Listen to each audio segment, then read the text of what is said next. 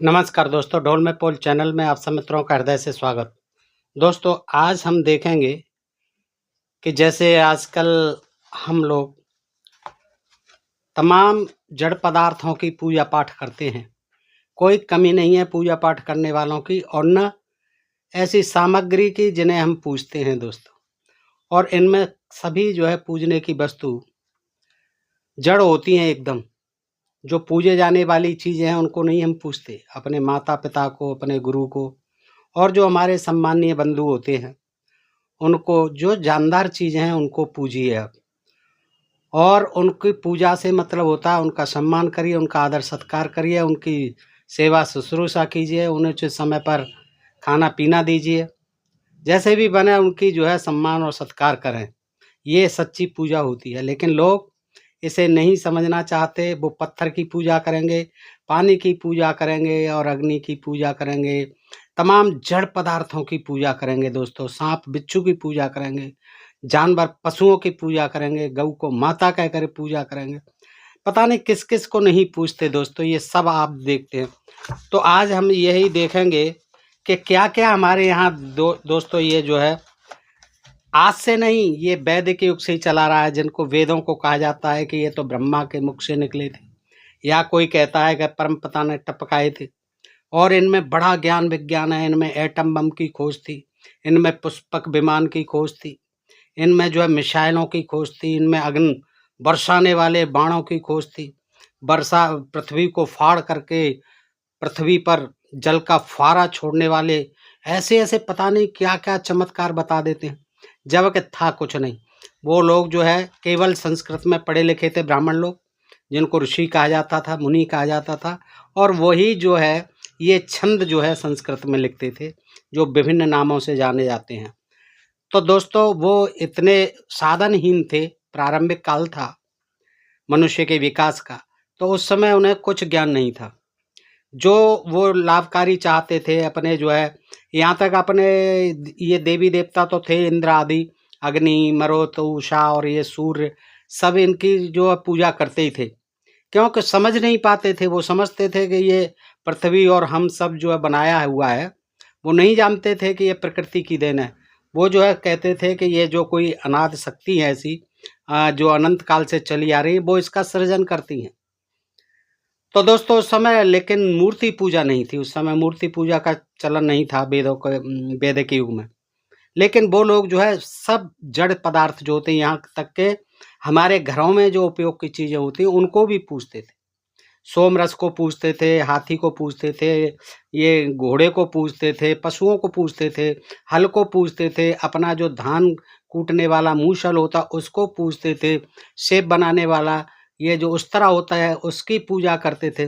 पता नहीं ये हर चीज़ को पूजते थे, जैसे कि आज भी लोग जो है ऐसी तमाम चीज़ों को पूजते हैं। तो दोस्तों आज का हमारा विषय यही है। हम देखते हैं कि वैदिक काल में किस तरह से लोग जो है इन चीज़ों की पूजा करते थे। वैसे हम जानते हैं दोस्तों, संसार में दो ही चीज़ हैं, एक जड़ चीज़, जड़ पदार्थ हैं, और एक चेतन पदार्थ हैं। चेतन पदार्थ तो हम सभी हैं, जो खाते हैं, पीते हैं, बोलते हैं, और जन्म उत्सर्जन होता है हमारा, खाना भी खाते हैं, उत्सर्जन तंत्र भी काम करता है, संतानोत्पत्ति भी करते हैं, बोलते चलते सारी क्रियाएं करते हैं। ये जो है ये चेतन पदार्थ होते हैं, चेतन प्राणी होते हैं। जितने भी पशु पक्षी कीड़े मकोड़े सब चेतन हैं, जिनमें जान है। लेकिन जिनमें जान नहीं है, पत्थर में क्या जान है, पानी में क्या जान है, हवा में क्या जान है। लेकिन ये आप इसलिए पूछते हैं, इनको ये पूछते थे कि ये हमारे प्राण के लिए, जीवन के लिए बहुत लाभदायक थे। इनके बगैर हमारा जीवन ही नहीं था। तो वो खुश होकर के फिर जो है उनके जो उपयोग की चीज़, दूध की भी पूजा करते हैं, वो स्तुति करते हैं वेदों में। सोम रस की भी पूजा करते हैं, उसको राजा मान के करते हैं। तो दोस्तों वो हर चीज़ की स्तुति करते हैं वेदों में। तो आज मैं यही चीज़ आपको बता रहा हूँ। लेकिन जो है आपने देखा आर्य समाज के संस्थापक थे स्वामी दयानंद सरस्वती, वो कहते थे मूर्ति पूजा नहीं करनी चाहिए। मूर्ति पूजा का तो वो खंडन करते थे, लेकिन वो जो है इसका खंडन नहीं करते थे, क्योंकि वो वेदों के बड़े पक्षधर थे, समर्थक थे, अनुयायी थे। तो वो जो है क्या कहते थे कि मूर्ति पूजा नहीं करनी चाहिए, लेकिन वो ये कहते थे कि ये नहीं बताते थे कि वेदों में जड़ पूजा नहीं है। मूर्ति पूजा का विरोध बेशक करते थे, लेकिन जड़ पदार्थों की पूजा वो नहीं बताते थे कि हमारे वेदों में जो है जड़ पदार्थों की पूजा है। तो अब दोस्तों मैं आज आपको यही बताता हूँ कि अगर हम वेदों का अध्ययन करते हैं तो पाते हैं कि वैदिक युग के भोले वाले हमारे पूर्वज सैकड़ों हजारों ऐसे पदार्थों को स्तुति करते थे, वंदना करते थे, प्रणाम करते थे, नमस्कार करते थे, जिन्हें आजकल हम लोग जो है निपट जड़ मानते हैं। आजकल कौन उस तरह की पूजा करेगा बताइए? हैं, कोई नहीं करता है। लेकिन इस तरह से जो है वो करते थे। आज मान भी लिया जाए कि कोई अज्ञानता बस, अंधविश्वास बस वो करता है तो करता रहे, क्योंकि उसकी रोजी रोटी से जुड़ा हुआ है। ऐसे तो वो जो जितने शिल्पकार हैं वो अपने औजारों की पूजा करते हैं एक दिन। तो ये ही अंधविश्वास है, यद्यपि उनकी पूजा से कोई लाभ नहीं है, लेकिन अंधविश्वास चला रहा है ये उसी समय से। तो वो क्या करते थे, तमाम जो हजारों पदार्थ हैं, जो जड़ पदार्थ हैं, उनकी जो है स्तुति करते थे, जिन्हें आजकल निपट जड़ माना जाता है। वैज्ञानिक का युग है, बहुत सी चीज़ों को आज जो है लोग नहीं मानते हैं। उनकी दृष्टि में प्रत्येक उपयोगी पदार्थ जो है ऐसे डील करते थे वो जो चेतन है, जड़ नहीं होकर के, जो उनके काम का होता था और वो जो है स्तुति के योग्य होता था। जैसे आप देखोगे कि उन्हीं प्राचीन संस्कारों से जो आए इन पुराणों में, वेदों में आदि में लिखे हुए हैं, उन्हीं से प्रेरित होकर के लोग आजकल करोड़ों लोग, हमारे देश में तो संख्या बहुत ही ज़्यादा है, ना समझ लोग करोड़ों लोग, देखिए आपने जगते प्रातः सूर्य को करते हैं, सूर्य नमस्कार करते हैं, रात में चंद्रमा को, और यहाँ तक कि करवा चौथ मनाई जाती है, अर्घ देते हैं स्त्रियाँ जो, शाम को दीपक जलाए जाते हैं, नदियों के आदि में आपने देखा है दीपदान किए जाते हैं, हजारों लाखों जो है दीपक रोज अयोध्या में जल जाते हैं, हरिद्वार पर जल जाते हैं रोजाना। तो वे क्या है, और आपने देखा होगा जो दुकानों को बंद करके जाते हैं वो प्रणाम सा करते हैं, और कुछ जो अपना टोना टोटका सा करके जाते हैं सुरक्षा के लिए कि कोई अनंत शक्ति जो है इसकी हमारे चोरी नहीं हो जाए दुकान की, कोई इसमें से सामान नहीं ताला वाला। तो वो इस तरह से जो है निकाल के वो करके जाते हैं, और वो आशा करते हैं कि हमारा ये प्रार्थना है इससे हमें फलीभूत होंगे, कोई न कोई देवी देवता हमारी रक्षा करेगा, ऐसा मानते हैं। तो ये क्या है, ये विवेकहीनता है, अंधविश्वास है, इसमें कुछ लाभ नहीं है। दोस्तों देखिए किन किन की पूजा कर, पृथ्वी पूजन भी होता है हमारे यहाँ।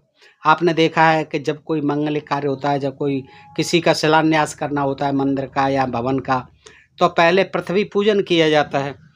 तो क्योंकि हम पृथ्वी पर जन्म लेते हैं, बड़े होते हैं, और हम देखते हैं कि जब भी बड़े बड़े बांध, बड़े भवन जब भी बनते हैं, उनका निर्माण होता है, तो उसके आरंभ में क्या होता है, पृथ्वी पूजन किया जाता है, जिसमें बड़ा जो है धूप दीप पुष्प आदि से पूजन किया जाता है।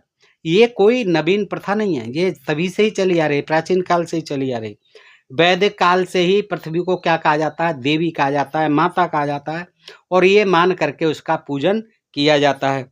ये देखिए कि आप जो है अथर्ववेद कांड 12 सूक्त 1 मंत्र 50 में ये दिया हुआ है, इसको देखें कि ये गंधरा अप्सरासो ये चाराया किमी दिनः पिशाचांतर सर्वारक्षांसी तानस्मदम भूमे यावयः। अर्थात ये अथर्ववेद कांड 12 सूक्त 1 मंत्र 50, अर्थात जो गंधर्व, अप्सराएं, कंजूस, दोष्ट, पिशाच और राक्षस हैं, उन सभी को हे भूमि हमसे दूर भगा। ऋषि कहता है कि जो गंधर्व हैं, अप्सराएं हैं, कंजूस हैं, दुष्ट हैं, पिशाच हैं, राक्षस हैं, हे पृथ्वी, हे भूमि, तू हमसे उनको दूर भगा। देखिए भूमि से प्रार्थना की गई कि जितने भी दुष्ट हैं, नालायक लोग हैं, जो राक्षस हैं या फिर जो गंधर्व हैं, अप्सराएं हैं, इनको तू हे भूमि उनको हमसे दूर रख, दूर भगा। तो ऐसी प्रार्थनाएं क्या बताइए भूमि से करें तो क्या भूमि सुन रही है ना? यदि सुनती है तो फिर हम रोज करते हैं कि आतंकवादियों को यहाँ से भगा, बुरे लोगों को यहाँ से भगा, भ्रष्टाचारियों को यहाँ से भगा, चोर डकैत बलात्कारियों को यहाँ से हम भगा, फिर तो हम भी पूजा करने लग जाए। और जो हजारों वर्षों से भूकंप आ जाते हैं, पल भर में जो है तहस नहस करके चले जाते हैं, तो तमाम जो बर्बादी कर जाते हैं, तो फिर पृथ्वी को रोकना चाहिए, हम तो पृथ्वी की रोज पूजा करें। तो ये क्या है, वेदों को पढ़ने से ये इस तरह के संदेश, हमें ये संदेश मिलता है कि ये जड़ पदार्थों के आगे, भूमि के आगे नमन करना, स्तुति करना, वंदना करना, पूजा करना, इसका कोई औचित्य नहीं है, कोई इसका वैज्ञानिक पहलू नहीं है, कोई इसकी जो है वैज्ञानिक तार्किकता नहीं है। तो ये सब गिड़गिड़ाते रहो इनके आगे, आप जो है निस्सहाय असहाय की तरह गिड़गिड़ाते रहो कि आप हमारी रक्षा करो, दुष्टों को भगाओ, हे भूमि ये रक्षा करो। और आप देखिए जल पूजन तो होता ही है, आपने देखा ही है, तमाम जल जहाँ नदियाँ बह रही हैं, समुद्र है, वहाँ तमाम लोग जाते हैं और तमाम स्नान करते हैं, पुण्य लाभ कमाते हैं, दान दक्षिणा देते हैं। तो वैसे आप ये जानते हैं कि बगैर जीवन, जल के जीवन ही नहीं है, कोई भी प्राणी जल के बगैर जिंदा नहीं रह सकता है। इसलिए जल का एक पर्यायवाची जीवन भी है। यह शांति और शुद्धि का पवित्र करता है, शांति लाता है। जब नाव धो कितना आनंद आता है, शांति आती है चित्त में। लेकिन ये हमारी कोरी कल्पना है कि इसे भी हम एक चेतन पदार्थ मानकर, एक देवी देवता मानकर इस जल की भी हम पूजा करते हैं, स्तुति करते हैं, दीपदान जो है उसमें तैराते हैं दीपों को। तो तमाम तरह से जो है गंगा नदी और इनकी सबकी आरती होती है, बाकायदा पूजा पाठ होते हैं। तो ये क्या है, हमारी कोरी कल्पना है, ये अंधविश्वास है, पाखंड है, इससे कोई लाभ नहीं। न उसका काम है बहते रहना है, प्राकृतिक चीज़ है, जीवन दान देती है, सबको देती है, पूजा पाठ करने वाले को भी, न करने वाले को भी। ये चाहे भूमि हो, चाहे ये जल हो, तो ये क्या है, ये सबके लिए है, ये कोई पूजा पाठ से इन्हें कोई मतलब नहीं है। तो जैसे कि देखिए अथर्ववेद कांड 16 और सूक्त 1 मंत्र 12 में कहा गया है कि शिवेन मा चक्षुषा पश्यताप शिवया तन्वोप स्पृष्टः त्वचम में। ये जो श्लोक है इसका मतलब हे जलो, यानी हे जलो, जल का पर्यायवाची वो कर दिया बहुवचन, हे जलो मुझे मांगलिक नेत्र से देखो, मांगलिक नेत्र से देखो। अब बताइए जल के कौन से नेत्र हैं कि तुम्हें देखा है? लेकिन वो कल्पना करता है कभी वेद का, वो कहता है हे जलो मुझे मांगलिक नेत्र से देखो, अपने सुखदायक शरीर से मेरी त्वचा को छुओ। अरे भाई वो नहीं छूने आएगा त्वचा को, आप मर जाओ ये श्लोक पढ़ते पढ़ते, कुछ नहीं होने वाला, ये मंत्र जो है दिन रात रटो, वो क्यों आएगा आपको? आपको नहाना है, उसमें जा करके डुबकी लगाइए, नहाइए और संतुष्टि पाइए, शांति पाइए, ठंडक पाइए, गर्मी के दिनों में अगर नहाते हो तो। लेकिन जल को इस तरह से तुम्हारी पूजा पाठ से कोई मतलब नहीं है, क्योंकि वो जड़ पदार्थ है। आप करते रहिए पूजा, इसी तरह से पत्थर है, पत्थर के पैर दबाते रहिए, खूब भोग लगाते रहिए, चाहे घंटा झालर बजाते रहिए, कितना ही तुम प्राण प्रतिष्ठा करते रहिए, कोई प्राण प्रतिष्ठा नहीं होती है। ये भी अंधविश्वास कोरा जो है ये धंधा करने का जरिया बना रखा है। ऐसे ही प्राण प्रतिष्ठा हो तो अपने मुर्दों में जो है जान फूको, तमाम मरते हैं, खूब आपको जो है वैज्ञानिक वाहवाही मिलेगी, वैज्ञानिक भी तारीफ करेंगे कि वाह ये देखिए धर्म की शक्ति। करो ना उनमें प्राण प्रतिष्ठा, पत्थरों में प्राण प्रतिष्ठा। और पत्थरों में प्राण प्रतिष्ठा कौन सा, वो बोलने लग जाता है, चलने लग जाता है, खाने पीने लग जाता है, क्या काम करने लग जाता है। जैसा पहले था कारीगर ने पत्थर को काट छांट के बना दिया, मरे जा रहे हैं, प्राण प्रतिष्ठा प्राण प्रतिष्ठा करो ना। अपने बाप दादे जो मर जाते हैं उनकी प्राण प्रतिष्ठा करो ना, है औरों की भी करो, लाखों रुपए देगा, करोड़ों रुपए देगा, खूब कमाओ। और जो तमाम प्राण प्रतिष्ठा के लिए इन जड़ पदार्थों की पूजा के लिए मरे जाते हैं और बड़े बड़े दावे करते हैं कि हमने राम जी को देखा, हम गोद में खिलाते हैं, हमारे लाल लला हैं, राम लला हैं। ये जो इस तरह की बहकी बहकी जब बीमार होते हैं तो डॉक्टरों की शरण में पहुंच जाते, फिर डॉक्टर ही भगवान हो जाता है, वही सब कुछ हो जाता है, बचाओ डॉक्टर साहब। फिर मंदिर में नहीं जाते, फिर नहीं गिड़गिड़ाते कि आओ रामलला आओ, हम बीमार हो गए बचाओ। एक सोचने की बात है दोस्तों, ये आप भी सोचिए इस बात को। हैं बड़े बड़े जो संत महंत बनते हैं कि बड़े भक्त हैं, हम ज्ञान देते हैं दुनिया भर के कि ये करो वो करो, असगुन हो जाएगा, इसको नहीं पूजोगे, ये पूजो, सब स्वस्थ हो जाओगे, लक्ष्मी की बरसात हो जाएगी, हैं तंदुरुस्त हो जाओगे, घर धन धान्य से परिपूर्ण हो जाएगा। वो जब बीमार होते हैं तो फिर डॉक्टरों के पास ही जाते हैं, फिर कहते हैं अब तो हमें आराम करना है। फिर डॉक्टर साहब से कहे डॉक्टर साहब बचाइए, आप तो हमारे भक्त हैं, आप तो हमारे शिष्य हैं, अनुयायी हैं, अच्छा ट्रीटमेंट कीजिए, तब वो भगवान याद नहीं आते। तो दोस्तों ये काल्पनिक चीज़ है, जो विज्ञान है वो सत्य है, विज्ञान के बगैर कोई कुछ नहीं है।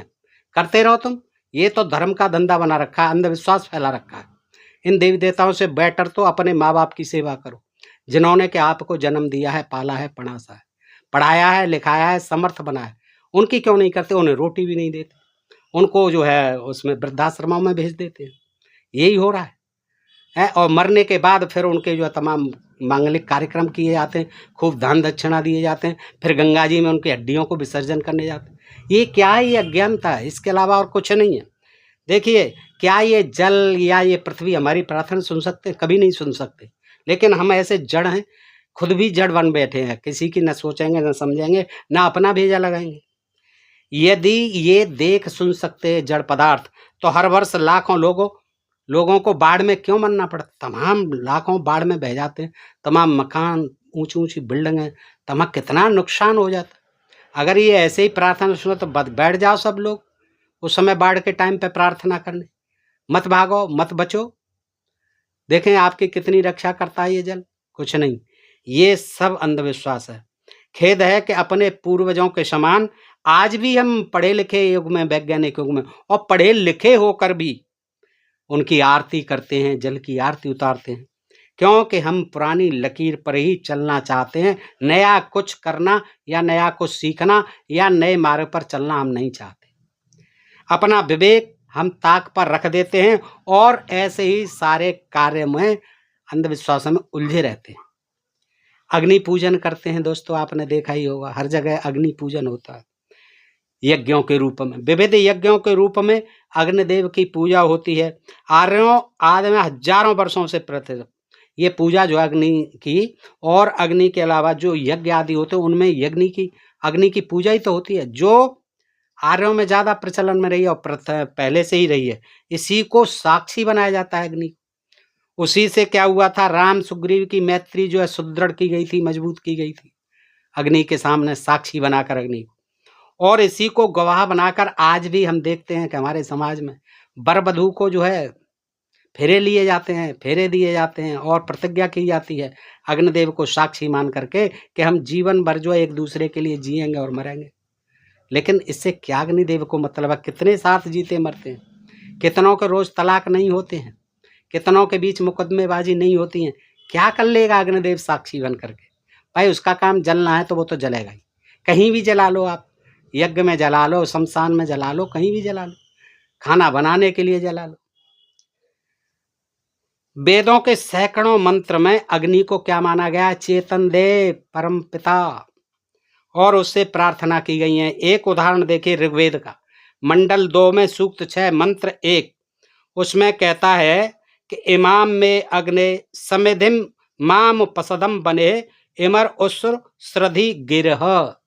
इसमें हे अग्नि, मेरी इस समिधा यानी हवन की लकड़ी और मेरी इस उपासना को स्वीकार कर, और इन वाणियों को सुन, इन स्तुतियों को सुन, जबरदस्ती सुन। अरे उसके क्या कान रखे हैं कि जबरदस्ती सुन, हमारी इस हवन की लकड़ी और मेरी इस उपासना को स्वीकार कर। यदि अग्नि प्रार्थना सुनती है तो अग्नि को, मानव को कतई नहीं जलाना चाहिए था। जैसे ही लगे प्रार्थना करने बैठ जाओ, बस कुछ नहीं बिगड़ेगा, नहीं जलोगे आप। अग्नि जड़ पदार्थ है, उसे कोई लेना देना नहीं है। आप प्रार्थना करो, उसे तो जो आ जाएगा उसके चक्कर में जलाना ही जलाना, वो नहीं छोड़ेगा। बाढ़ को बहाना ही बहाना है, वो नहीं छोड़ेगी। और इसके अलावा फिर आपने देखा होगा वायु की भी पूजा करते हैं हम लोग। ठीक है, ये प्रकृति दत्त चीज है हमारे लिए, इनके बगैर जीवन ही नहीं है हमारा। लेकिन ये कहना कि इनकी हमारी स्तुतियों को सुनो, हमें ये दो, हमें दो, हम पूजा करें, इससे कोई लाभ नहीं है। अग्नि और जल से भी अधिक हमारे जीवन में प्राणवायु का है, ऑक्सीजन है। अग्नि के बिना हम तो एक पल भी नहीं जी सकते, किंतु जल के बिना तो वह 2 दिन चल भी सकता है आदमी, लेकिन वायु के बिना तो 1 मिनट भी नहीं चल सकता। पवन के बिना तो वह पल भर में जलहीन मेन के समान, जलहीन मीन जैसे तड़पती ऐसे तड़प के मर जाएगा बगैर ऑक्सीजन के आदमी। यही कारण है कि जड़ वायु को चेतन देवता मानकर वेदों में खूब स्तुति की गई है। आप देखिए ये ऋषि हैं मधुछंदा का ऋषि का इंद्र और वायु देवताओं से कैसा अनुरोध करते हैं। कौन? ऋषि मधुछंदा। इंद्र और वायु देवता से भरे पड़े हैं दोस्तों। ये तो एक आध उदाहरण मैं दे रहा हूं। ऋग्वेद मंडल 1 सूक्त 2 मंत्र 4, इंद्र वायु इमे सुता उपप्रियोभिरागतम इंद्रवो वाम शांति हे। ये है हे इंद्र और वायु, ये निचोड़े हुए सोमरस और तुम दोनों की खूब कामना करते हैं। निचोड़े हुए सोमरस तुम दोनों की खूब खूब पीता था, चक्कर के तालाब पी जाता था इंद्र, जो इतना पियक्कड़ था है। सो तुम दोनों हमारे पास अन्न आदि के साथ, अन्न तुम ले आओ, सोमरस हमारे पास है, अन्न हमारे पास नहीं है, अन्न आप लेके आओ और सोमरस तुम दोनों लेके आओ, हे इंद्र हे वायु। अब न तो इंद्र कहीं आ रहा है, न वायु कहीं आ रहा है, ये सब काल्पनिक देवता थे। तो इंद्र व वायु अगर चेतन देवता होते तो हम बाढ़ों, सूखों व तूफानों से बचे रहते, सारे संकट से बचे रहते। सूर्य की देखिए, हम सवेरे जगते जगते ही याचना करते हैं सूर्य से। अंधकार व शीत का नाशक होने के कारण प्रायः सभी संस्कृतियों में तेज एवं ताप के स्वरूप सूर्य की पूजा किसी न किसी रूप में प्रचलित रही है। आज भी प्रातः नदियों में स्नान करते समय और व्यायाम करते समय आपने देखा होगा सूर्य नमस्कार किया जाता है। हम लोग भी प्रातः या संध्या में देखिए अर्घ दिया जाता है सूर्य को अर्घ, और फिर वहाँ सुबह भी दिया जाता है। और ये जो छठ त्योहार है, ये तो इसी सूर्य की प्रार्थना पर ही टिका हुआ है। तो सूर्य मनसा परिक्रमा के मंत्रों के पश्चात 4 उपस्थान मंत्र पढ़ते हैं, उनमें सूर्य की उपासना। गायत्री मंत्र में भी देखिए सूर्य की ही तो उपासना है। गायत्री मंत्र द्वारा भी सूर्य से ही तेज और तीव्र बुद्धि की कामना की जाती है। ओम भूर्भुवः स्वः तत्सवितुर्वरेण्यं भर्गो देवस्य धीमहि धियो यो न प्रचोदयात्, शब्दता से ही प्रार्थना की जाती है। निम्नलिखित मंत्र में देखिए, एक उदाहरण के लिए, निम्नलिखित मंत्र में प्रस्कण्व ऋषि ने सूर्य से पीलिया और हृदय रोग भगाने की प्रार्थना। कोई इलाज नहीं था उस समय, इतना विज्ञान नहीं था, लोग जो है बहुत पिछड़े हुए थे, आदि मानव की तरह ही जीवन था। लेकिन संस्कृत पता नहीं उन्होंने पढ़ा ली अपनी कैसे ही जो है, तो उसी के आधार पर फिर ये वेद लिख डाले। तो लेकिन वो कुछ उन्हें ये नहीं था कि जड़ चेतन का कोई नहीं, जो चीज उनको अपनी लाभप्रद दिखती थी, भय और शंका और मरीज बीमारी को निवारण करने वाली दिखती थी, उसी की प्रार्थना करने लग जाते थे। तो इसमें देखिए सूर्य से प्रार्थना करते हैं किसकी? हृदय रोग को और पीलिया को भगाने की। हे मित्रों द्वारा नमस्कार है सूर्य हे नमस्कार। सूर्य जो हमारे मित्रों द्वारा नमस्कार करने योग्य है, किया जाता है। हे सूर्य, आज उदय होते और ऊंचे आकाश में चढ़ते हुए मेरे हृदय के रोग तथा मेरे पीलेपन यानी पीलिया को दूर भगाओ। कष्ट इसका जो होता है उसको दूर करो, कष्ट निवारण करो हृदय रोग से, और मेरे पीलेपन को यानी पीलिया को नष्ट करो। वर्तमान वैज्ञानिक युग में जड़ सूर्य से ऐसी प्रार्थनाएं करना निरर्थकता नहीं तो क्या है, लेकिन करते हैं बहुत से लोग, आज भी विश्वास करते हैं। तमाम भूत प्रेत और तांत्रिक वांत्रिक उन पर जाते हैं कि इससे हमें फायदा हो जाएगा, हमारा पीलिया सही हो जाएगा। तमाम जो है ग्रामीण अंचल में आज भी अशिक्षित जनता जो है इन टोने टोटकों और जंत्र मंत्र और इन पर पूजा पाठ पर इस प्रकार के तमाम विश्वास करती है। और ये तमाम जो साधु संत महात्मा ये तो बिल्कुल ही फैलाते हैं ये भ्रम कि इसकी ये कर लो, इसकी ये कर लो, ये बीमारी सही हो जाएगी, ये बीमारी। लेकिन कोई ये नहीं बताता है कि इस डॉक्टर पे जाओ। जब तक लोग जाते हैं, जब तक मर जाते हैं, चमत्कार दिखाते रहते हैं वो। उषा जो है, उषा की भी कामना की गई है। सूर्य से उत्पन्न होने के कारण उषा को सूर्य की कन्या कहा जाता है। उसकी सुषमा से अत्यधिक प्रभावित वैदिक कवियों के भावुक हृदय ने उसकी बहुत ही मार्मिक व सुंदर स्तुति की है। देखिए, गौतम ऋषि प्रार्थना करते हैं उषा से, ऋग्वेद मंडल 1 सूक्त 92 मंत्र 15 के इच्छाहि वाजनी वत्त स्वाम अद्यारुणाम उषः अथानो विश्वा सौभगान्या वह। अर्थात हे अन्नदायिनी उषा, आज अपने रथ में बैंगनी घोड़ों को जोड़ो। बैंगनी घोड़ों के भी हरे रंग, बैंगनी रंग होते थे। कल देखिए क्या उषा का जो है, जो घोड़े थे, उषा को है सूर्य की तरह 7 घोड़े थे, वो भी उषा को भी ये मानते हैं कि रथ होता है उनका। तो बैंगनी घोड़ों को जोड़ो और हमारे लिए समग्र ऐश्वर्य ले आओ, धन संपत्ति लेके आओ उसमें। रथ में जोतो उनको, बैंगनी घोड़ों को, और हे उषा हमारे लिए सब, यानी याचना करते रहते थे, करना धरना कुछ नहीं था। अब जो आजकल आदमियों से मांगते हैं, पहले देवताओं से याचना करते थे, तो देते तो तब भी आदमी थे और देते आज भी आदमी। लेकिन आजकल ऐसे नहीं मांगते हैं कि उषा दीजिए, गाड़ी भर के ले आओ, बैंगनी घोड़ों में आओ, हे इंद्र हरे घोड़े पर चढ़ के आओ, हमें गाय दे जाओ, हमें सोना चांदी। ऐसे आजकल इतना नहीं करते, और इसीलिए आजकल इन वेदों को कोई नहीं देखता है, कोई नहीं जानता है। अब देखिए, उस तरह को भी नमस्कार करते थे। ऐसा एक आता है यजुर्वेद में अध्याय 3 मंत्र 63 के मानव विकास के, मानव सभ्यता के विकास में हम लोग जब से सभ्य समाज में रहने लगे हैं, वैदिक मानव विकास हुआ है, तो हमने क्या किया, ये खोज की उस तरह की, और उससे हम अपना क्षौर कर्म, छुर कहते हैं उस तरह को, क्षौर कर्म करने लगे। क्षौर कर्म से हम अपनी जो है दाढ़ी मूछ साफ करने लगे। तो जब मनुष्य ने कैंची उस तरह का आदि का निर्माण नहीं किया था, तब तक वह प्राय जटा जूट में ही रहता था। प्राचीन काल का मानव कहाँ बनाता था बाल, सबकी जटा जूट रहती थी। लेकिन क्योंकि उस समय तक कैंची और उस्त्रे आदि का जो है कोई उपकरण जो है उनका निर्माण नहीं हुआ था। वनवास काल में राम लक्ष्मण भी वैसे ही रहे थे, और अयोध्या लौटने पर ही उन्होंने केस कटवाए थे। तो वैदिक युग में उस तरह को चेतन माना जाता था। क्या माना जाता था? चेतन देवता, और उसकी स्तुति की जाती थी बाकायदा देवता की तरह। अग्निष्टोम यज्ञ में यजमान का मुंडन करते समय उस तरह और यजमान को इस तरह संबोधित किया जाता था। अब ऐसे नहीं करते, बताइए तो धंधा कैसे होता, दान दक्षिणा कैसे मिलती? वो कहते हैं इसमें यजुर्वेद अध्याय 3 मंत्र 63, शिवो नामास स्वदितिस्ते पिता नमस्ते अस्तु माममा यमसी ने वर्तव्याम्बो ईशानाद्याय प्रजननाय रायस्योपसाय सुप्रजातास्त्वाय सुवीर्याय। यजुर्वेद अध्याय 3 मंत्र 63। महर्षि कात्यायन के स्रोत सूत्र 5:2/17 के अनुसार मंत्र के पूर्व भाग का वर्ण विषय उस्तर है और उत्तर भाग का यजमान। मंत्र का अर्थ है, हे उस्तरे तेरा नाम शिव है। क्या अर्थ हुआ इसका? हे उस्तरे तेरा नाम शिव, शिव माने कल्याण कारक, सुख कारक, शिव है। वज्र तेरा पिता है। अब देखिए उस्तरे का भी पिता कौन बना दिया? वज्र।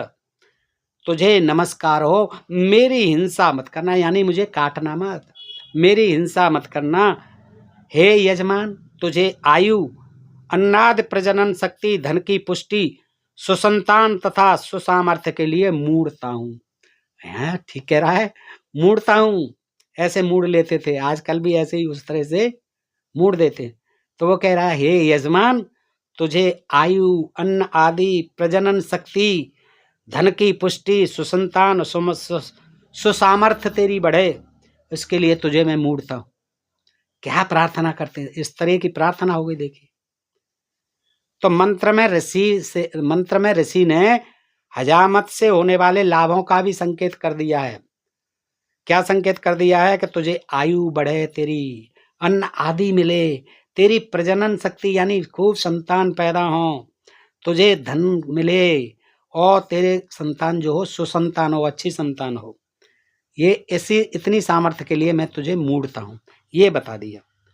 तो मंत्र में ऋषि ने हजामत से होने वाले लाभों का भी संकेत कर दिया है, और उस तरह से प्रार्थना भी कर दी है। वर्तमान युग में उस तरह कैंची से प्रार्थना करना कितना उचित है दोस्तों। आज कोई करने लग जाए उस तरह कैंची की प्रार्थना, तो लोग कहेंगे ये पागल हो गया। लेकिन ये ऋषि करते थे, क्योंकि उनको ये बड़ा लाभकारी था, हर तरह से मूढ़ने के भी काम आता था ये जमाना।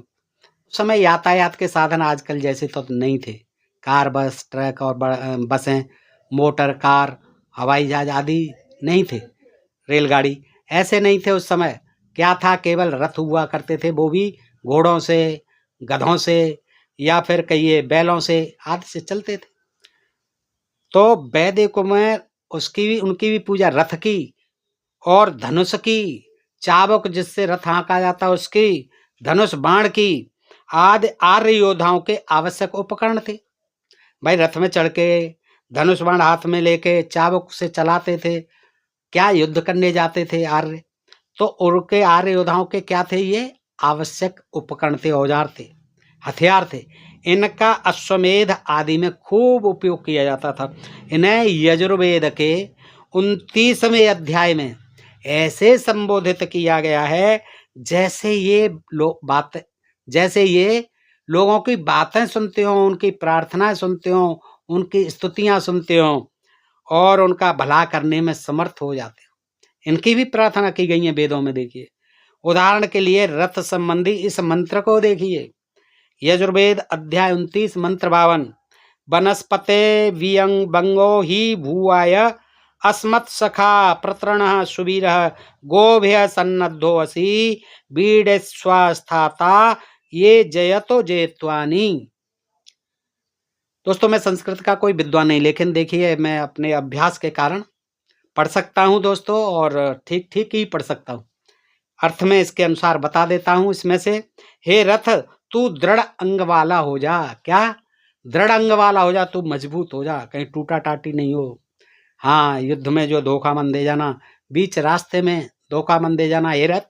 हे रथ तू दृढ़ अंगों वाला हो जा, तू हमारा मित्र है, युद्ध में सहायक है, सूरवीर है और रथी से युक्त है। रथी यानी रथ को चलाने वाला। तू बैल के चमड़े से कसा हुआ है। किससे कसा हुआ है?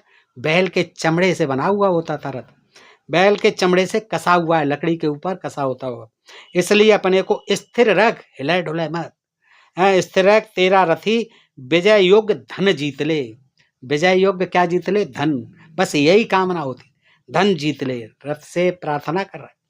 आगे देखिए, यदि कोई आजकल विमान चालक, ट्रेन चालक, बस चालक आदि अगरबत्ती लगा के पूजा पाठ आरती करने लगे इनकी, वैसे होता है विदेशों से जब हमारे यहाँ जहाज आते हैं और तमाम जो उपकरण आते हैं उनकी बाकायदा पूजा पाठ होती है। हमारे जो है मंत्री संतरी सब करते हैं, प्रधानमंत्री भी करते हैं, सब करते हैं, क्योंकि ये देश ही हमारा अंधविश्वासी देश, अंधविश्वासों की जननी है, खान है ये देश। देखिए सब जानते हैं कि लोहे पीतल पाथर से बना हुआ है, इसको पूजने से क्या लाभ होगा? उड़ता है, ठीक है, हमारे काम में आता है, ठीक है, लेकिन इसकी पूजा से इसकी कौन सी ताकत बढ़ जाएगी? कौन सा ये बगैर पेट्रोल के चलने लगेगा, या बगैर गोला के जो दुश्मन का संहार कर देगा, सोचिए, या बगैर चालक के ही सब कुछ कर देगा। तो दोस्तों ये जो है क्या है? ये अंधविश्वास है जो ये वेदों से ही चला रहा है आज तक। इसी प्रकार यजुर्वेद के 16वें अध्याय के प्रथम मंत्र में रुद्र देवता के बाण को और 14वें मंत्र में उसके धनुष को भी नमस्कार। कोई चीज बाकी नहीं थी। ऋषि प्रजापति द्वारा रचित यजुर्वेद के 22 से 25 अध्यायों में अश्वमेध का वर्णन है। यजुर्वेद में कात्यायन स्रोत सूत्र 20/1/9 के अनुसार अध्वर्य पुरोहित यज्ञ के आरंभ से पूर्व अपने यजमान के कंठ में निष्क यानी सुवर्ण का आभूषण पहनाते समय उससे यह वेद मंत्र बुलवाता था। किससे? अपने यजमान से। कौन? अध्वर्य पुरोहित। जो सोने का जो पहना होता था, माला वाला हार वार पहनता होगा, उसकी भी पूजा करते थे। कैसे? कहते थे, ये श्लोक है यजुर्वेद अध्याय 22वां मंत्र, तेजोस शुक्रम मृत मायुष्या आयुर्मे पाहे। अर्थात हे निष्क, तू तेज है, सोने के आभूषण से कहते, तू तेज है, तू वीर है, तू अमृत है और आयु का रक्षक है। तू मेरी आयु की रक्षा कर, यानी मुझे मेरी दीर्घ जीवन दे, लंबी उम्र कर मेरी। सुवर्ण तेज वीर्य का आयु का वर्धक तो है, किंतु सुवर्ण आभरण से ऐसी प्रार्थना करना अंधश्रद्धा नहीं है तो क्या है? औषधियों में काम आता है सोना जो है, ठीक है, इसीलिए वो वीर का और आयु का वर्धक हो सकता है। स्वर्ण भस्म खाते हैं, राजा महाराजा खाते थे, तो वो तो ठीक है स्वास्थ्य लाभ के लिए, लेकिन अब उससे ऐसी प्रार्थना करना कि हम दीर्घ जीवी हो जाएं, ये हो जाएं, वो हो जाएं, देवता मानकर, तो ये अंधश्रद्धा अंधभक्ति नहीं है तो क्या है? देखिए रोगों को भी नमस्कार करते थे हमारे ऋषि मुनि। शारीरिक और मानसिक विकार ही रोग हैं। न वे दिन में सुख से जीने देते हैं, न रात में चैन से सोने देते हैं। उनसे मुक्त होने के लिए मनुष्य औषधि सेवन नहीं करता, औषध सेवन ही नहीं करता, बल्कि आजकल क्या क्या करता है, जादू टोनों का आश्रय भी लेता है, तथा कभी कभी ने नमस्कार भी, पूजा पाठ भी कर डालता है। आजकल भी होते हैं तमाम। चेचक पहले माता जब निकलती थी उसकी बड़ी पूजा पाठ होते थे, तमाम रोगों की पूजा पाठ आज भी करते हैं, बड़े पूजा पाठ करते थे। लेकिन उसका जब खात्मा हुआ, उन्मूलन हुआ चेचक का, तो इंजेक्शन से हुआ है, उसके टीके से हुआ, जिसकी खोज विदेशी वैज्ञानिक ने की। लेकिन यहाँ जो हम उसको माता शीतला माता आज भी पूजते हैं। शीतला माता को जो चेचक की माता है बता करके, गधे पर बैठी हुई उसको भी आज भी पूजते हैं शीतला माता। तो ये क्या है दोस्तों, सब अंधविश्वास। क्या कहते हैं, ये भृगुम शिरा ऋषि, भृगुम शिरा ऋषि और इस उनके द्वारा रचित इस वेद मंत्र को देखिए। यह अथर्ववेद कांड 1 सूक्त 25 मंत्र 4। नमः सीताय तकमने नमो रूराय सोच से अस्तु तकमने, यानी सर्दी लगकर चढ़ने वाले ज्वर को नमस्कार। मलेरिया को नमस्कार करते थे, बाद में खोज हुई मलेरिया की तो उसका भी उन्मूलन हुआ, दवाइयाँ निकली। जब विज्ञान का आविष्कार होता है, विज्ञान का चमत्कार होता है, तभी जो है ये सब चीजें खत्म होती हैं दोस्तों। अंधविश्वास और पाखंड से कुछ भी खत्म नहीं हुआ और ये बीमारी बढ़ती है। तो ऋषि कहता है, सर्दी लगकर चढ़ने वाले ज्वर को नमस्कार, उसकी तीव्र तपस को नमस्कार करता हूँ। तीव्र तपस जो जल रहा है शरीर, तपस, उसको भी नमस्कार करता हूँ। प्रतिदिन नमस्कार करता हूँ। हर तीसरे दिन वह निरंतर 2 दिन होने वाले बुखार को नमस्कार हो।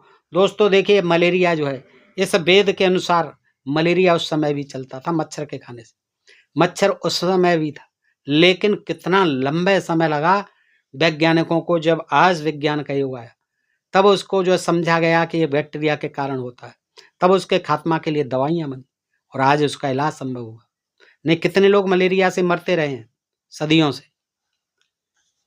तो दोस्तों ये सोचने की बात है कि क्या ये मलेरिया की या पूजा करने से या किसी अन्य रोग की पूजा करने से क्या वो भाग जाएगा? क्या उसका उपचार हो जाएगा? वो समझ जाएगा, खुश हो जाएगा, छोड़ करके रोगी को चला जाएगा? ऐसा नहीं है। अंत में प्रश्न यह है कि आधुनिक शिक्षित व्यक्ति क्या करे?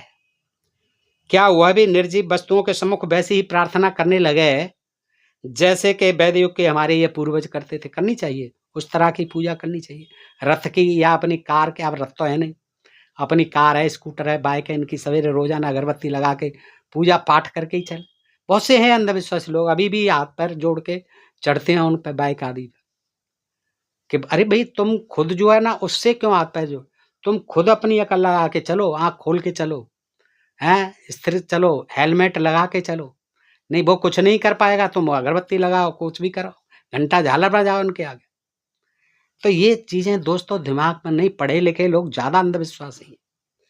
मनुष्य का उत्तम अंग क्या है? हमको जो प्रकृति की सबसे अच्छी देन है मनुष्य को, हमारा मस्तिष्क है। और देखिए ये कितना विशाल है कि इसने जो है तमाम वैज्ञानिक यंत्रों की खोज कर दी, तमाम औषधियों की खोज कर दी, तमाम मनुष्यों का जीवन जो उसने सुखदायी बना दिया। आज हम घर बैठे जो है विदेशों में बात करते हैं, साक्षात दिखाई देते हैं, इंटरव्यू करते हैं। ये क्या है? विज्ञान का चमत्कार है। घंटों में हम कहाँ से कहाँ पहुंच जाते हैं।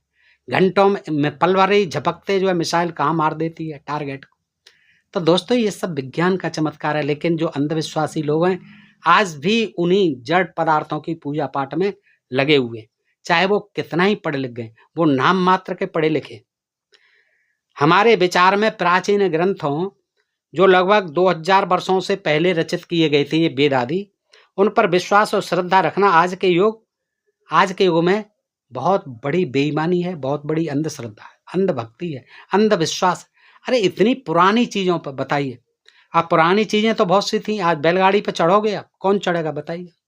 पुरानी चीजें तो चकिया से पीसते थे आटा घर में, आज कोई चलाता है क्या? कोई चलाएगा?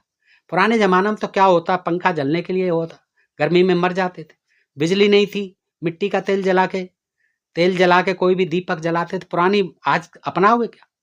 कौन सा अपना रहा बताइए? कुर्ता धोती पहनते थे, कौन पहनेगा? टाई वाई लगाते हैं, सूट वूट पहनते हैं। दोस्तों कितना परवर, आजकल जो है बगैर कार के कोई चलता नहीं। आजकल जरा सा भी कुछ करने जाते हैं लोग जो है साइकिल भूल गए, अब तो बाइक और उस पर चलते हैं। बाइक ज़माने के साथ चल रहे हैं, विज्ञान का चमत्कार है, विज्ञान का फ़ायदा उठा रहे हैं और होना भी चाहिए। इंटरनेट है, हाथ में, हर हाथ में मोबाइल है हमारे देश में। ऐसा कोई व्यक्ति नहीं है गरीब से गरीब हो, मोबाइल है। एंटरटेनमेंट भी कर रहा है, बातचीत भी कर रहा है, दूर-दराज से मैसेज भी आ रहे हैं, जा रहे हैं। कितना सुखद बना दिया। लेकिन अब हम कहें कि पहले ही जैसे, पहले तो कैसा ही नहीं था मोबाइल। चिट्ठियाँ जाती थी हमारे हाथ के सामने की बात, पहुँचती थी, नहीं पहुँचती थी, 15 पैसे का या वो पोस्ट कार्ड होता था, एक अंतरदेश लिफाफा होता था, कभी पहुँचता था, नहीं कभी पहुँचता था, कौन गया उसकी बेचारे की राजी खुशी नहीं मिलती थी, क्या उसके साथ घटना दुर्घटना हुई, 15-15, 20-20 दिन तक उसकी कोई खैरो खबर नहीं होती। तो क्या हम आज उस रास्ते पर चलें? क्योंकि हमारे पुरखे ऐसा करते थे, तो इसीलिए हम जड़ पदार्थों को पूजते ही रहे, क्योंकि हमारे वेदों के देवता इन्हें पूजते थे। सोचो दोस्तों, भेजा लगाओ, मस्तिष्क है हमारे पास और ये सबसे जो है बुद्धिमान प्राणी है, इसीलिए मनुष्य जो है मस्तिष्क के कारण इन चीज़ों पर अंधविश्वास रखना, अंधश्रद्धा रखना आज के युग में बहुत बड़ी मूर्खता है। इसलिए जो कोई भी उन पर विश्वास करता है ऐसी चीज़ों पर, वे केवल उनकी ज्ञान विज्ञान सम्मत बातों को ही स्वीकार करें, सभी बातों को नहीं। ऐसे दृष्टिकोण से ही मानव जाति की प्रगति संभव है। आधुनिक विचार रखिए, विज्ञान की शिक्षा लीजिए, विज्ञान की शिक्षा दीजिए, वैज्ञानिक बनिए और वैज्ञानिक चेतना जागृत कीजिए, मानववादी बनिए, बुद्धिवादी बनिए, तभी आपका, आपके समाज का, घर परिवार का और देश का कल्याण होगा। दोस्तों, कोरी भावनाएं या कह करके हमारे पुरखे करते आए थे, हमारे पुरखे जो है यहाँ लोटा डालते थे, यहाँ पूजा अगरबत्ती लगाते थे, वहाँ गंगा जी पे ये दान देते थे, वहाँ रहते थे, ये खाते थे, पीते थे, ऐसा उन चीज़ों की आज कोई प्रासंगिकता नहीं। आप स्वयं देखिए, कौन व्यक्ति आज जो है अपने पूर्वजों के 50 साल पहले के रास्ते पर चलना चाहेगा? कोई नहीं। तो फिर इस पर भी क्यों चलना है? तो दोस्तों बताइए, शिक्षित होइए और शिक्षित होने के बाद आप भी इन चीज़ों का प्रचार प्रसार करें, ताकि समाज में एक नई चेतना जागृत हो, वैज्ञानिक चेतना जागृत हो। बताइए दोस्तों, ये जानकारी आपको कैसी लगी? अच्छी लगी हो तो अपने मित्रों में अधिकाधिक शेयर करें। फिर मिलते हैं ऐसे ही किसी प्रसंग के साथ अगले वीडियो में। तब तक आप सब मित्रों का हृदय से नमस्कार, आभार। जय भारत, जय इंडिया दोस्तों।